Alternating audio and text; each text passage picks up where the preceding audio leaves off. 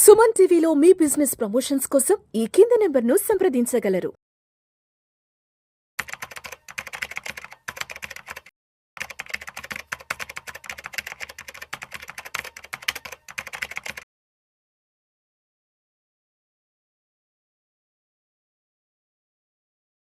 నమస్తే, welcome to Vishnu talks. నేను మీ Vishnu.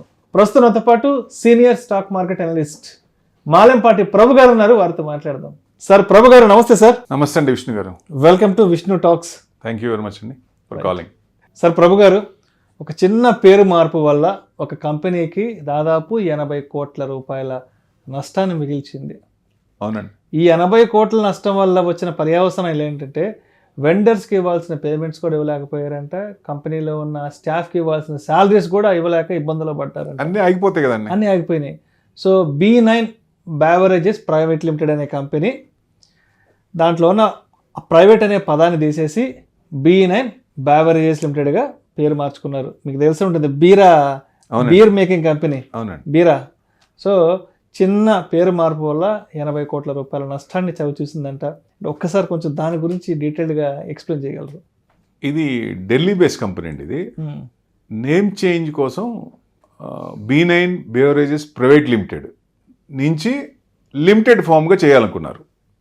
Cause ఏంటి? ఐపీఓకి వద్దామని. ఓకే, ఐపీఓకి వెళ్తున్నారు. ఐపీఓకి వద్దామని ఉద్దేశంతో ప్రైవేట్ లిమిటెడ్ ఫామ్ ఉన్నప్పుడు ఐపీఓకి రావడానికి ఛాన్సెస్ లేవు. నేమ్ చేంజ్ వస్తే తర్వాత ఐపీఓకి రావచ్చు అని 2026లో రావచ్చు అని ప్లాన్ చేసుకున్నారు. సో ఏంటంటే, షేక్స్పియర్ రోమియో జూలియట్ మీరు అప్పుడు వినే ఉంటారు. నేమ్ ఏముంది, అది నేమ్ అంత ఇది లేదని ఆ ప్లేలెట్లో ఉంది. పేరుకి లేదు, మనిషికి తప్ప పేరుకి అంత వాల్యూ లేదని. అది ఎగనెస్ట్ అయింది. ఇప్పుడు పేరే ఇంపార్టెంట్. కొంప ముంచింది. 1, 2 కాదు, 80 కోట్లు. 80 కోట్లు లాస్. అదే మామూలు అమౌంట్ కాదు కదా. ఇప్పుడు అదిగాక ఒక 3-4 మంత్స్ మొత్తం స్టాగ్నేట్ అయిపోయింది. కంపెనీ ఏం చేయటానికి లేదు. ఎందుకంటే ప్రైవేట్ లిమిటెడ్ నుంచి లిమిటెడ్ ఫామ్ వచ్చినప్పుడు రిజిస్ట్రేషన్ చేయాలి. రిజిస్ట్రేషన్ 4 మంత్స్ పట్టిందండి. స్టాక్ ఆల్రెడీ ఉంది, స్టాక్ అమ్మలేదు, స్టాక్ బ్లాక్ అయింది. సో రిజిస్ట్రేషన్ చేయాలి, ఆ లేబుల్ మళ్ళీ అంటించాలి. సో ఈ ప్రాసెస్ లో మొత్తానికి సేల్స్ పడిపోయి స్టక్ అయిపోయి టోటల్ లాస్, శాలరీస్ ఇబ్బంది, అన్ని 4 మంత్స్ రెవెన్యూస్ మొత్తం బ్లాక్ అయిపోయింది. సో 4 మంత్స్ ఆగమాగం అయింది అనుకోవచ్చు ఒక రకంగా. అంటే చిన్న చేంజ్ మీరు అన్నట్టుగా ప్రైవేట్ లిమిటెడ్ లో నుంచి జస్ట్ ప్రైవేట్ తీసేసి B9 బెవరేజెస్ లిమిటెడ్ గా డిలీట్ చేసినందుకు, దాన్ని డిలీట్ చేసి మామూలుగా పెడదాం అన్నందుకు పర్యవసానం ఇది. శిక్ష. పేరులో అంత బలం ఉందండి. పేరే మెయిన్. ఎందుకంటే పేరు లేదనుకోదు.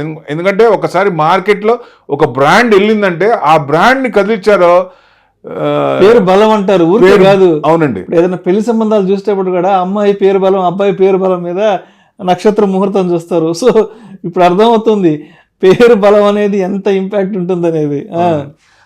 అట్లా వీళ్ళు ఏంటంటే ఇంటర్నేషనల్ కూడా ఇది చేశారు. సో మొత్తం 7 కంపెనీస్తో టైఅప్ ఉంది వీళ్ళకి. సేల్స్ అన్నీ బాగున్నాయి, బ్రహ్మాండంగా మంచి కంపెనీ, సేల్స్ బాగున్నాయి. వీళ్ళు అంటే ఇంటెన్సిఫైడ్ మార్కెట్ ప్రెషర్ వాళ్ళ మీద పడింది అనుకోవచ్చు ఈ 4 నెలలు. సో అంటే ఫైనాన్షియల్గా ఇబ్బంది అయినప్పుడు ఇదే కదా. అంటే క్రాఫ్ట్ బీర్ ప్రొడ్యూసర్స్ ప్లస్ ఇంటర్నేషనల్కి కూడా బీర్ సప్లై చేశారు. ఎందుకంటే వాళ్ళు బల్క్గా చేసినప్పుడు అక్కడి నుంచి వాళ్ళు మళ్ళీ మార్చుకొని లేబుల్ మార్చుకొని వాళ్ళు చేసుకుంటారు. అట్లా అన్ని విధాలుగా బ్లాక్ అయ్యేదానికి అందరి నుంచి వాళ్ళకి ప్రెషర్ వచ్చి, సో ఆ ప్రెషర్ నుంచి బాగా ఇబ్బంది పడ్డారు. ఎంప్లాయీస్ కూడా ఇబ్బంది పడ్డారు. అక్కడ శాలరీస్ కూడా ఇవ్వలేని పరిస్థితి, రెవెన్యూ అయిపోయింది. సో FY23లో కూడా 23% పడింది, 24లో 68% పడిందండి. దీనివల్ల 68% సేల్స్ కూడా బాగా పడిపోయింది. ఆ సంవత్సరం 638 crores, 748 crores ఉండాల్సింది 638, అంటే దాదాపు 68% పడిపోయింది. సో అంటే వైన్ వీళ్ళు ఎక్కడి నుంచి చేస్తారంటే బెల్జియం నుంచి తెచ్చుకొని ఇదివరకు మొత్తం. సో వైన్ అనేది అక్కడ తయారైంది తీసుకొచ్చి ఇక్కడ మనం మళ్ళీ రీనేమ్ చేసుకొని ప్రాసెసింగ్ అంతా చేశారు. తర్వాత ఏమైంది, ఇక్కడే వైన్ ప్రొడక్షన్ స్టార్ట్ చేశారు. సో దాని ఎఫెక్ట్ కూడా ఉంది కాబట్టి ఆ లోకల్ ప్రెషర్, వాళ్ళ ప్రెషర్ కూడా వీళ్ళ మీద పడింది. సో సేల్స్ లేదు, ఇటు ఆర్డర్స్ లేవు. సో డెఫినెట్గా దానివల్ల చాలా ఇబ్బంది పడ్డారు. ఎక్కువ అంటే ఎప్పుడైతే రన్నింగ్ ప్రోడక్ట్ క్లిక్ అయిందో మళ్ళీ ఆ ప్రోడక్ట్ కి డిమాండ్ ఉన్నప్పుడు సపోజ్ సప్లై గనక మనకి ఇది కాకపోతే ఆ డిమాండ్ బాగా పడిపోద్ది, బాగా ఇదైపోద్ది. దానివల్ల చాలా ఫేస్ అయ్యారు. ఒక చిన్న మిస్టేక్, మార్పు వల్ల చిన్న మిస్టేక్ అనుకోవచ్చు ఒక రకంగా. ఎందుకంటే స్టాక్ లేనప్పుడు అప్లై చేసి ఉంటే అది ఒక రకం ఉండేది. ఫుల్ స్టాక్ పెట్టుకున్నప్పుడు ఆ స్టాక్ బయటికి లేబుల్ మార్చకుండా అమ్మడానికి లేదు. ఇవన్నీ ఉన్నాయి కాబట్టి దీనివల్ల చాలా ఇబ్బంది పడ్డారు.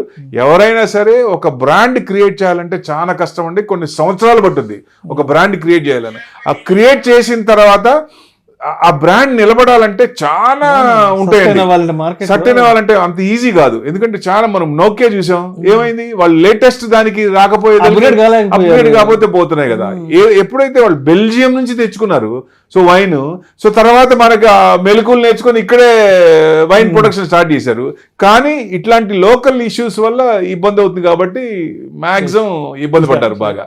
సో ఇవి ఏ కంపెనీ కూడా స్టార్టింగ్ లో చేయొచ్చు కానీ ప్రొడక్షన్ విపరీతంగా రన్నింగ్ లో ఉన్నప్పుడు ఇలాంటి తప్పిదం చేస్తే విపరీతంగా లాస్ అవుద్ది. జనం కూడా ఇబ్బంది పడతారు, షేర్ హోల్డర్స్ ఇబ్బంది పడతారు, ప్లస్ ఎంప్లాయీస్ ఇబ్బంది పడతారు, మేనేజ్మెంట్ కూడా ఇది అవుతుంది. సో దట్స్ ద థింగ్ అన్న. సో మొత్తానికి బీరాకు వచ్చిన కష్టాలు, బీర్కి వచ్చిన కష్టాలు ఇవన్నీ. B9 బెవరేజెస్ బీర్కి వచ్చిన కష్టం ఒక 3 నెలలు ఆగమాగైంది అనుకోవచ్చు ఒక రకంగా. రైట్. సో మొత్తానికి పేరే కదా ఏముందనుకుంటే పేరులో ఉన్నంత బలం దేంట్లో లేదండి. ఇదైతే గుర్తుపెట్టుకోవాలి. కంపెనీ కానీ ఎవరైనా కొత్తగా వచ్చేవాళ్ళు కానీ ఆల్రెడీ రన్నింగ్ మార్కెట్ లో వాళ్ళ బ్రాండ్ క్రియేట్ ఉన్నప్పుడు అంటారు కదా పేరులో వైబ్రేషన్ అంటారు, ఇక్కడ వైబ్రేషన్ మిస్ అయింది. అవునండి. ఇప్పుడు మీరు తిరుపతి వెళ్ళండి, మీరు ఇప్పుడు గవర్నమెంట్ అన్ని స్టేట్ లో వెంకటేశ్వర స్వామి పెడతా అంటున్నారు, బట్ తిరుపతి ఇది వస్తుందా? అది రాదండి. అది అక్కడ రాదు కదా, ఆ ఫీల్ రాదు. శేషాచలంలో ఉన్న ఫీల్ రాదు ఎక్కడ. ఆ బ్రాండ్ క్రియేట్ అయింది, ఇంకొక చాట్ రావాలంటే మళ్ళీ చేయాలంటే కష్టం కదా. అది ఒక ఫ్లో వచ్చినప్పుడు ఆ ఫ్లో తర్వాత కంటిన్యూస్ గా మనం దాన్ని తగ్గకుండా, బ్రాండ్ తగ్గకుండా మెయింటైన్ చేస్తేనే బెస్ట్. ఇలాంటి తప్పిదాలు చేయకుండా ఏ కంపెనీ కూడా ఉంటే అందరూ హ్యాపీగా ఉండొచ్చు. Right. Thank you sir, thank you so much Prabhu గారు.